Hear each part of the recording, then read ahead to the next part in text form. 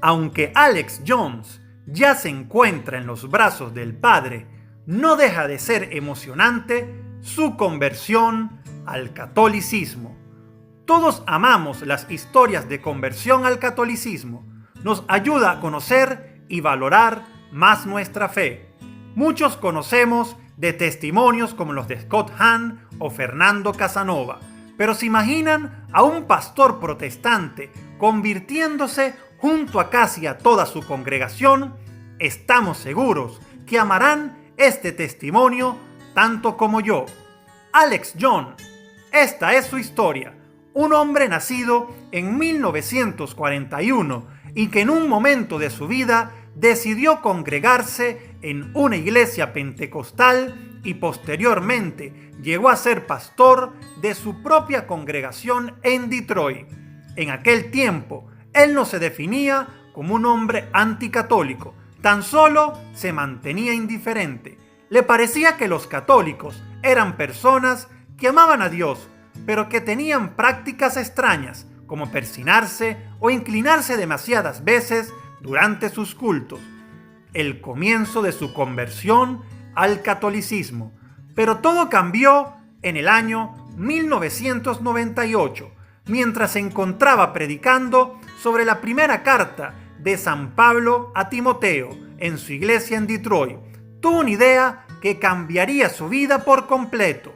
A Alex se le ocurrió que sería genial tener en su iglesia un culto al estilo del Nuevo Testamento. Solo intentaba ser creativo e innovador, comentaba Alex Jones.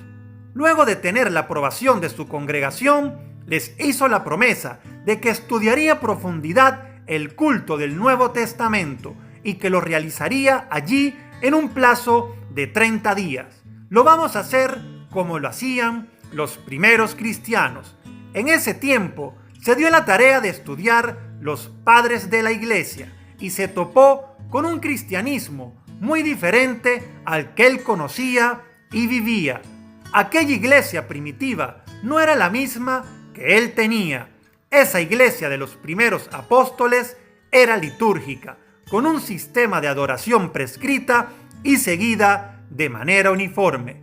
Descubrió que la gran prédica no era el aspecto central de sus reuniones, ni las experiencias con el Espíritu Santo, sino la Eucaristía. Imaginen lo extraño que fue para él descubrir esto siendo pastor pentecostal.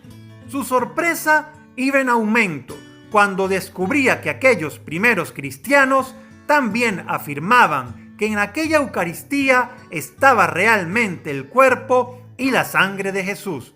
El pastor Alex simplemente no lo podía creer.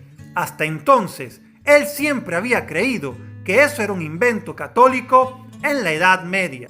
Junto a la maravillosa realidad de la Eucaristía, en aquellos 30 días también descubrió que la iglesia del Nuevo Testamento también era jerárquica, formada por diáconos, presbíteros y obispos, que honraban la tradición apostólica tanto como las Escrituras y que consideraban el bautismo como necesario para la salvación.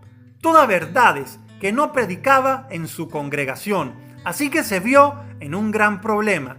¿Qué hacer con todo lo que iba descubriendo? Ya les había prometido un culto como el de los primeros cristianos y el gran día se acercaba. La reacción de su feligresía. Llegando el día del culto que les había prometido, intentó hacer algo muy parecido a lo que había aprendido.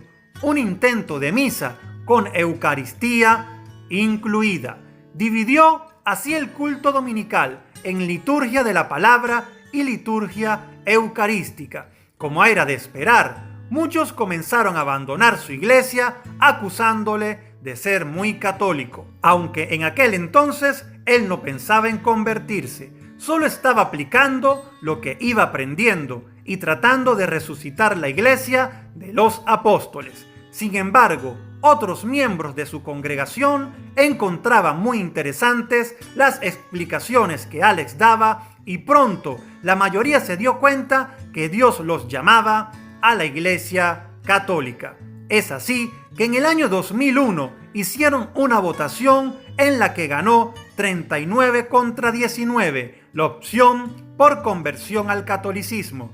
El 10 de septiembre de ese mismo año, todos los que estuvieron a favor junto a Alex comenzaron a recibir catequesis en la Iglesia Católica de Santa Susana en Detroit y fueron aceptados formalmente como fieles católicos. Otro dato interesante es que Alex Jones sintió en su corazón el deseo de ser sacerdote, pero en obediencia a las normas de la iglesia y teniendo en cuenta que tenía esposa e hijos, solo accedió al diaconado, labor que desarrolló hasta su fallecimiento el 14 de enero del 2017. Me gustaría conocer tu opinión en la caja de comentarios. Muchísimas bendiciones.